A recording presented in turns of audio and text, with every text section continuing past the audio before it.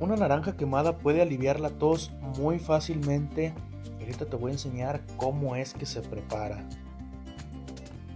Este súper remedio casero natural de la abuela, muy efectivo, utilizado desde hace muchos años.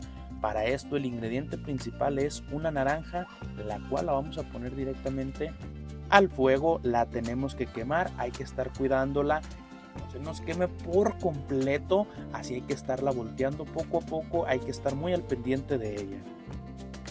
Mientras estás quemando la naranja, vamos a utilizar una olla, vamos a ponerle un poquito de agua y vamos a poner aquí unos ingredientes como es eucalipto, un poco de jengibre, ajo y una varita de canela. Esto lo vamos a poner a hervir. Ahora sí que tenemos la naranja ya quemada un poco, vamos a partirla para poderle sacar todo el zumo, todo el jugo de esta naranja, mientras esperamos a que esté hirviendo los otros ingredientes que nos van a complementar para este remedio casero.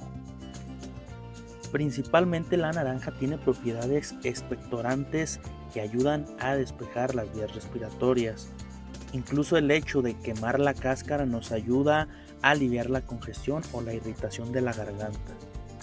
Por otro lado, el eucalipto con propiedades antitusivas y antiinflamatorias, lo que convierte en un aliado poderoso para combatir la tos. El jengibre con propiedades antibacterianas y antiinflamatorias. El ajo que ayuda a combatir las infecciones respiratorias. Y la canela que también tiene propiedades antivirales y antiinflamatorias. Así que todo esto lo vamos a pasar en un vaso, lo vamos a colar el jugo de la naranja con lo que pusimos a hervir en la olla. Por último vamos a utilizar un ingrediente más que es miel de abeja. Este elixir natural es conocido por sus propiedades suavizantes y calmantes para la garganta irritada. Así que prepara este remedio casero y disfruta de un alivio rápido y reconfortante para la tos.